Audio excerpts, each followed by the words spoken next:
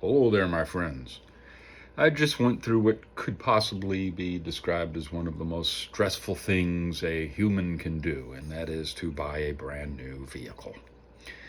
And since I like making videos, I have no problem with talking to people and trying to communicate with people. I thought I would make a quick video about that experience. So I have been looking for a new truck for months now, telling myself that I'm not in a hurry.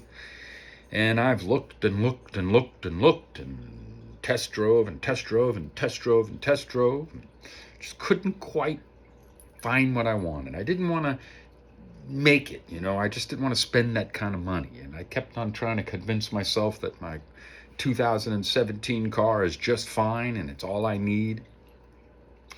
And then I got a flat tire and they found out that my wheel was bent. So I told myself that that was actually someone trying to tell me it's time to get that new car. So make the move. So I got aggressive with this one dealership. They sent a guy out to my house with a truck that I described to the letter that I wanted. And it was beautiful. So I jumped in it. We drove to the dealership. We went through all the paperwork. We went through all that beginning talking, leaving me sitting in the chair for about 30 minutes, offering me a bottle of water, trying to make me sweat. He comes up to me and he says, "You want a snack?" Salesman. And I say, and all of a sudden I realized that before he pulled up in his truck to pick me up and take me to the dealership, that I had put my dinner in the oven. And I left it in the oven with the oven on at 425. So I'm sitting in the dealership getting ready to have a panic attack thinking about my house catching on fire. So I tell him this and he's like, "Oh man, what can we do?" And I said, "Well, you drove me here. I don't have a car." So he jumps in his own car and the two of us drive all the way back to my house, which is almost an hour away. And I take the food out of the oven, turn the oven off, put my dog in the backyard because I felt sorry for her from all the smoke. And we went back to the dealership. Now, mind you, we started this all at 9:30 a.m. And it is now not 9:30 a.m. So we agree that that's the truck I want. We agree on a price and it fits my budget. And that price is exactly the sticker for the MSRP. No tax, no title, no license added yet. But that's the price I wanted it for. That's the price I was getting. So he takes me and he brings me into the finance guy's room. Now, this guy was slick. This guy had a hat on and a nice race car driver jacket. His walls had pictures all over them. Every little flat surface had a Hot Wheels car on it. And he was ready to go. And he had all this stuff to share with me. He had all these things to show me. I had a warranty on the windshield, and he made it sound like it was stupid not to get it. Warranty on the tires and wheels in case I turn a curb and scratch a wheel. They'll cover that, whereas nobody else will. He described that and made it sound like a necessity, talking about how I get a loan a car if the dealership's too busy. He explained to me about another plan that does the engine and the transmission. And he went into another one that does this, and one that does that, and one that can do this, and one that can swing from hoops, and one that can jump off the ceiling, and so on and so on and so on. The list was just incredible.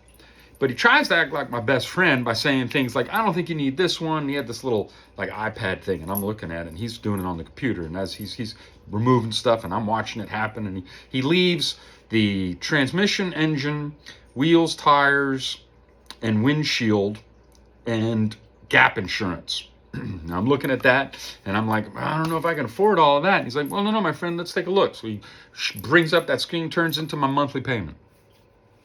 That monthly payment is ridiculous, but he's trying to bring it down for me to make it realistic. So that number keeps going down and down until it starts looking pretty good to me. And I'm like, yeah, I can afford that. And then I don't know why. I don't know what hit me. But all of a sudden, I just felt like saying, even though I don't have the ability to do it, I felt like saying, "What would happen, my friend, if I came in tomorrow and decided to just pay this off flat out? Or if I went into the bank tomorrow and just paid it all off?" Right? And he's like, "Oh, that'd be great." And I was like, "Right. Show me on the computer there what I would have to pay to do that." And he said, "What do you mean?" And I was like, "On the computer, flip it so that I could see it and show me a number of what the total paid off package is." And he shows it to me.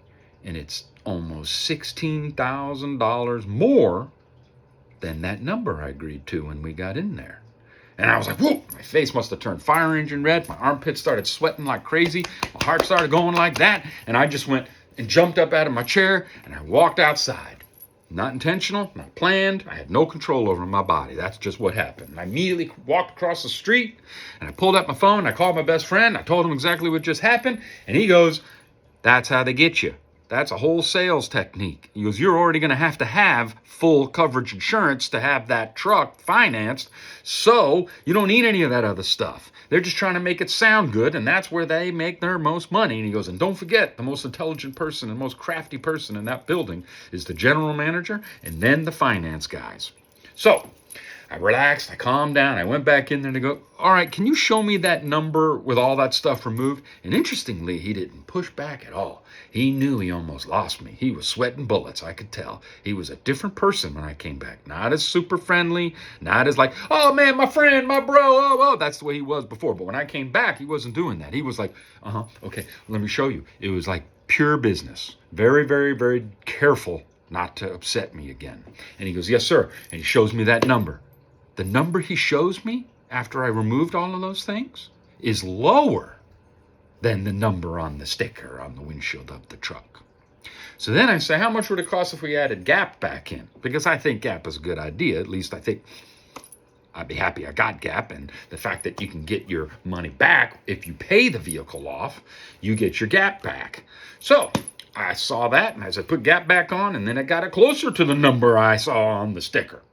And I was like, I don't know. I just feel uncomfortable now after we just went through that and stuff. He goes, "You know what? Tell you what." He goes, "I'm going to see what I could do. Maybe I can do this and I could do that. And maybe I can sneak in this employee discount here and I can do this." And he goes, "All right, I'll knock another $3,000 off."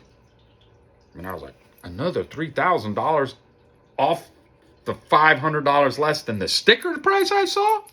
All right, I know the dealer's not going to be losing any money, but I know he is, and I know the salesman is. So I went, and when he went to go grab my hand, I said, "But I want a new key fob so I can have two. I want an extra lockbox key. I want in writing that the Gap Insurance is going to provide a refund when I pay the vehicle off. And I'm not going to give you any 5-star reviews or any reviews whatsoever until I've done my first oil change and all those other things are taken care of." And he said, "That's fine." We shook hands. I walked about 10 feet. There was a bell. He goes, "Ring that bell." And I rang the bell. And he goes, "Oh, man, we've been closed 2 hours." Everyone had left for the day. We were the last 2 people in there, I thought. So I go out to where my car's parked in this like cool covered area, glass window there, and there she is right there. And there's the salesman. He stayed there the whole time. He was a good guy. And he stayed there with me. He got in the truck with me, showed me how to connect my phone to everything. Everything's perfect. He shook my hand. I drove off. The next morning I got a text from him, and in that text he asked me if everything was going all right. I said I noticed a little bit of hood flutter when I was on the highway going 80 miles an hour, and he said just pop the hood and go in there and screw these little rubber stopper things up until they just barely, and then keep hiring them until that hood is just the way I like it. Or they can do it at the dealer when I come in, and he's for my oil change or whatever. That was my experience in buying a brand new truck from a brand new dealership. I hope that helps you a little bit. Borrow a little bit. Don't borrow. Holy mackerel, it's almost a 9-minute video.